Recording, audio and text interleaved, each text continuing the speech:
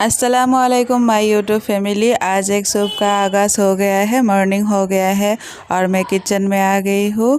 अपना सारा बासी काम करके, बाहर का जितना भी बासी काम होते हैं, तो रात को ही मैं काउंटर टॉप, गैस चूल्हा वगैरह सब कुछ क्लीन करके रखती हूँ।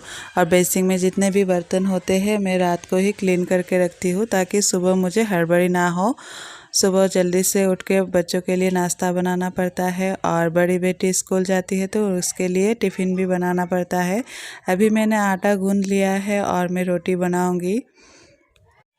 हम विलेज में रहते हैं तो सिटी का और विलेज का लाइफस्टाइल बिल्कुल अलग है।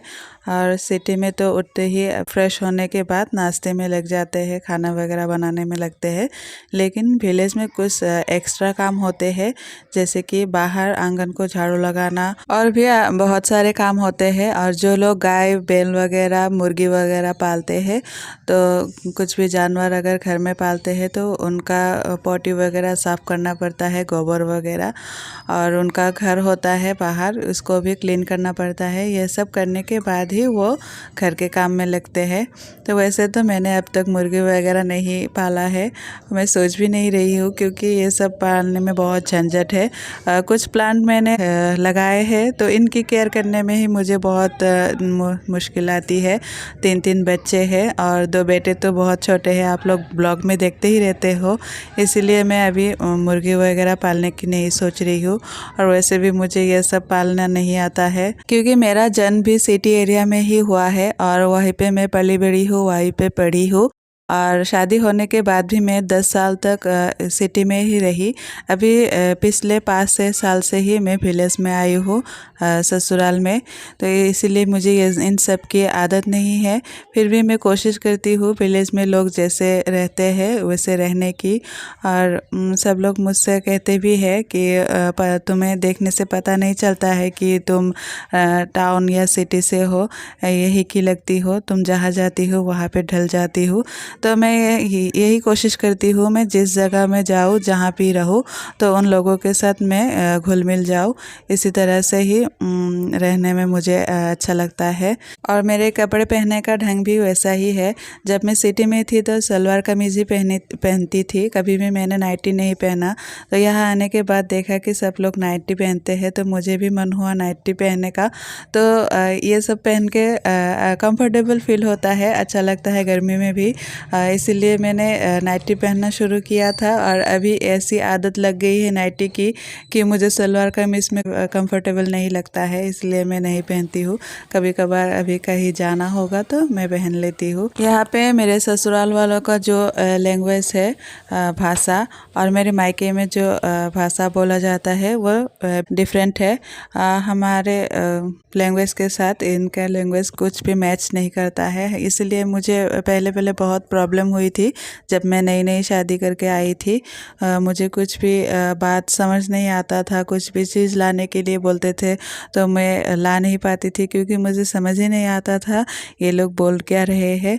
तो रहते रहते अभी मैं पूरा सीख गई हूँ, अभी मैं उनकी लैंग्वेज भी बोल सकती हूँ। इतना बोलती नहीं हूँ, क्योंकि पूरा क्लियरली नहीं बोल सकती हूँ तो लोग हंसते हैं, टूटा फूटा बोलती हूँ इसीलिए।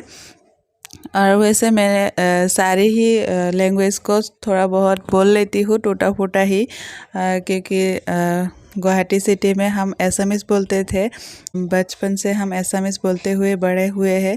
तो अभी आके कुछ बंगाली बोलना पड़ता है और इनका भाषा कुछ अलग है, ये बोलना पड़ता है। और अभी मैं ब्लॉगिंग कर रही हूँ हिंदी में, तो हिंदी प्रैक्टिकली किसी के साथ मैं नहीं बोलती हूँ, ऐसे सिर्फ ब्लॉगिंग में ही बोलती हूँ, इसलिए मुझे बहुत मुश्किल होती है बोलने में। फिर भी मैं हिंदी इसीलिए बोलती हूँ कि अगर हम हिंदी बोलते हैं तो पूरे इंडिया में हमारा वीडियो देखा जाएगा और बहुत सारे लोगों के साथ हम कनेक्ट कर सकते हैं। लेकिन सिर्फ एसामीज़ बोलेंगे तो असम में ही देखा जाएगा और कोई दूसरा लैंग्वेज बोलेंगे तो सिर्फ उसी जगह में ही चलता है। बंगाली बोलूँगी तो सिर्फ जो बंगाली लोग हैं वही देखते हैं।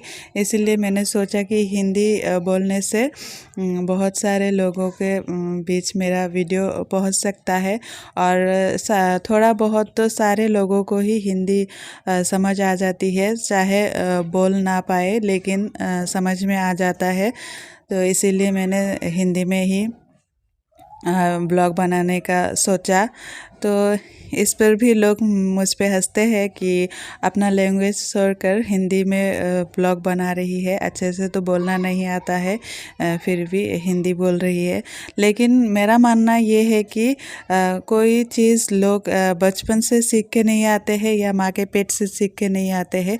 सब चीज़ या सब काम लोग देखते देखते या करते करते सीखते हैं। तो मुझे भी यही लगता है, मुझे हिंदी पहले से ही पसंद था, हिंदी भाषा।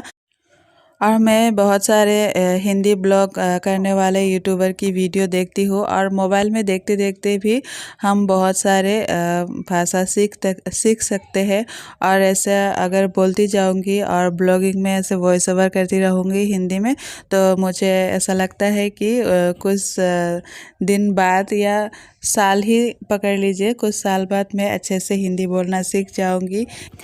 तो आप लोगों से बात करते करते मेरे कितने सारा काम हो गया है। सुबह का नाश्ता भी हो गया था, बेटी को टिफ़िन भी दे दिया है और उसके बाद उनके पापा आ गए थे तो उन्होंने बोला एग रोल खाने के लिए, लेकिन खाने के लिए नहीं, बनाने के लिए।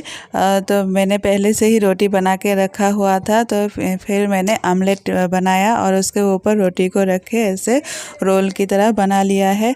तो उन्होंने ऐसे ही बनाने के लिए बोला था। मैदा वाला जो एग रोल होता है वो मैं नहीं बनाती हूँ, क्योंकि बच्चों को मैदा खिलाना अच्छी नहीं है। तो इसीलिए कभी कभार अगर बहुत दिन बाद बनाऊँ तो बना लेती हूँ। इतना ज़्यादा मैदा मैं यूज़ नहीं करती हूँ घर में। और मैंने सिर्फ उनके पापा के लिए ही 2 रोल बनाया था, लेकिन दोनों बेटे ने 2 ले लिया था, इसलिए मैंने बाद में फिर से और एक बना के उनके पापा को दे दिया था।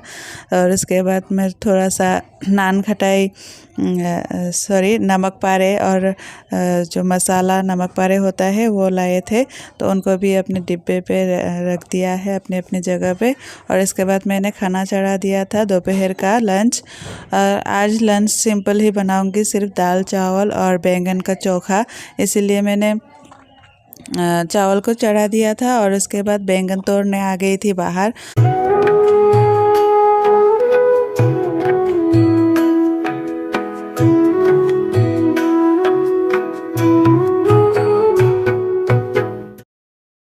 तो मेरे यहाँ 2 तरीके के बैंगन लगे हुए हैं पौधे में।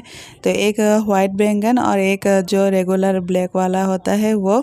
तो वाइट में ये बड़ा हो गया था, इसको ऐसे ही तोड़ के रख दिया है, बाद में कुछ बना लूँगी। लेकिन अभी मैं ये जो ब्लैक वाला है इसी का ही चोखा बनाऊँगी। इसका चोखा टेस्टी बनता है। और बैंगन की डिज़ाइन देखिए, हुक की तरह हो गया है। विलेज में रहने का यही फ़ायदा है, पेड़ पौधे आंगन में ही लग जाते हैं और इससे वेजिटेबल हम तोड़ के खा सकते हैं।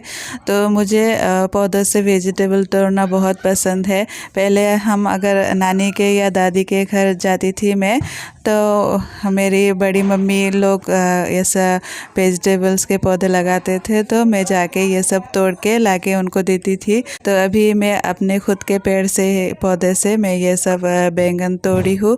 हार्वेस्टिंग करने का मज़ा ही कुछ अलग है और मेरे बेटे भी ये सब करना पसंद करते हैं। देखिए वो आके इधर रुका हुआ था, इनको वो किचन में ले जाके रख देगा।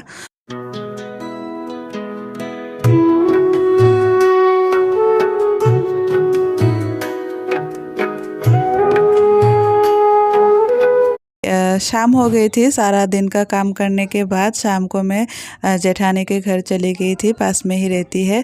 तो वहाँ जाके मैं थोड़ी देर बैठी उनके पास। तो ये रात का खाने का इंतज़ाम कर रही थी। तो इसको इस मछली को आप लोग क्या बोलते हैं मैं नहीं बोलूँगी, आप लोग क्या बोलते हैं कमेंट में बताना। तो ये मछली कूट रही थी और मैंने थोड़ी देर उनके साथ बातचीत की और उसके बाद मैं वापस घर आ गई। तो आज के वीडियो में बस इतना ही, मिलते हैं नेक्स्ट वीडियो में। तब तक के लिए खुश रहिए, आबाद रहिए, दुआ में याद रखिएगा। अल्लाह हाफिज़।